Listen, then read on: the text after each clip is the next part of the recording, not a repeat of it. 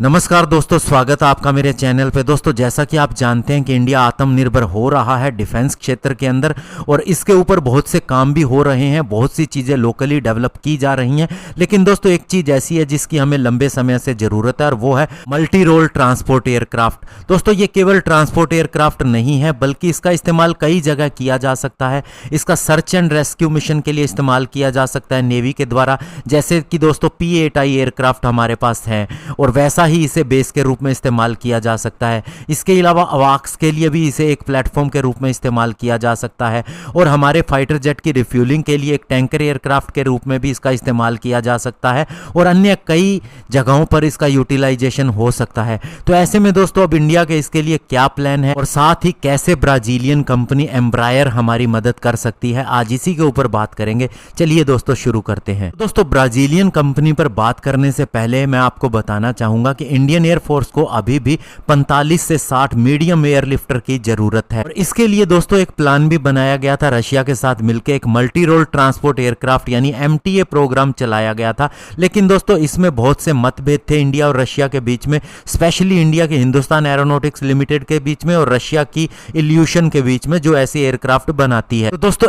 India चाहता था कि इस एयरक्राफ्ट को पावर देने के लिए CFM इंटरनेशनल का CFM56 या फिर IAI V2500 turbofan engine power दे, लेकिन रशिया चाहता था कि इंडिया उसका PS90A1 टर्बोफैन इंजन को सिलेक्ट करे। इसीलिए इसके ऊपर बात नहीं बनी, और साथ ही इंडिया का विचार था कि वह इस एयरक्राफ्ट का इस्तेमाल कई स्पेशल मिशन के अंदर करे, जैसे इलेक्ट्रॉनिक वारफेयर के लिए, airborne early warning and control system के लिए, रिकनिसेंस पेट्रोल के लिए, एयरबोर्न टैंकर के लिए। तो इसका सीधा सा मतलब यह था कि प्रोडक्शन की अगर बात आती तो इंडिया का अकेला 80 से 100 एयरक्राफ्ट का ऑर्डर होना था, और साथ ही अगर इसकी कैपेबिलिटी की बात करें तो ये 20 से 22 टन कैपेसिटी का होना था, जो कि एक टैक्टिकल ट्रांसपोर्ट एयरक्राफ्ट के रूप में इस्तेमाल होना था, और साथ ही ये C390 एयरक्राफ्ट के इक्विवेलेंट ही होता अगर लोड कैरिंग कैपेसिटी की बात करें। और साथ ही दोस्तों, ये एयरक्राफ्ट लॉकहीड मार्टिन के C130J सुपर हरक्यूलस को टक्कर देता है, specially military tactical airlifter market के अंदर। और साथ ही दोस्तों, ये उससे फास्ट भी है, अगर हम बात करें 15% फास्टर भी है, 18% हैवी पेलोड लेके जा सकता है, और इसका कॉस्ट भी लगभग 40% लेस है। तो ऐसे में दोस्तों, अब इंडिया की मदद एम्ब्रायर कंपनी कैसे कर सकती है? तो सबसे पहली बात, वह इंडिया को टेक्नोलॉजी ट्रांसफर करने के लिए तैयार है। दूसरा, वह इंडिया का सिस्टम इसके अंदर इंटीग्रेशन करने के लिए तैयार है, यानी कि जो हमारे यहां पर सिस्टम डेवलप हो चुका है या होगा, उसे इस एयरक्राफ्ट के अंदर इस्तेमाल किया जा सकेगा। इसके अलावा वह एक प्रोडक्शन प्लांट भी इंडिया के अंदर लगाना चाहती है, जहां इस एयरक्राफ्ट की मैन्युफैक्चरिंग हो।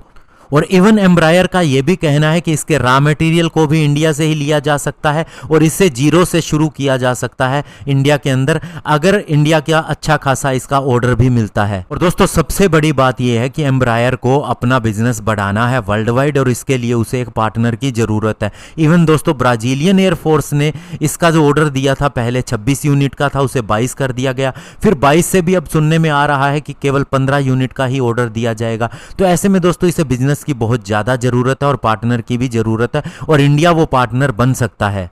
और दोस्तों, सुनने में यह भी आ रहा है कि कंपनी के अब टॉप रैंकिंग ऑफिसर हमारे एयरफोर्स के ऑफिशियल्स के साथ मिल सकते हैं, और सीनियर डिफेंस मिनिस्ट्री ऑफिशियल के साथ में भी मिल सकते हैं, और इस एयरक्राफ्ट के ऊपर बात आगे बढ़ सकती है। तो दोस्तों, ऐसे में हमें इंतजार करना पड़ेगा कि इसके ऊपर क्या डिसीजन आता है इंडियन डिफेंस मिनिस्ट्री का और इंडियन एयरफोर्स का। लेकिन इतना तय है कि अगर इंडिया इसके ऊपर आगे बढ़ता है तो ये डील बहुत ही अच्छी होगी। और जैसा कि हम स्पेशल पर्पस व्हीकल के तहत ओरिजिनल इक्विपमेंट मैन्युफैक्चरर के साथ में जाके बहुत सी चीजें बनाने के ऊपर ऑलरेडी काम कर रहे हैं, तो ये प्रोजेक्ट इंडिया के एक मल्टी रोल ट्रांसपोर्ट एयरक्राफ्ट के लिए बहुत अच्छा साबित हो सकता है। धन्यवाद। जय हिंद।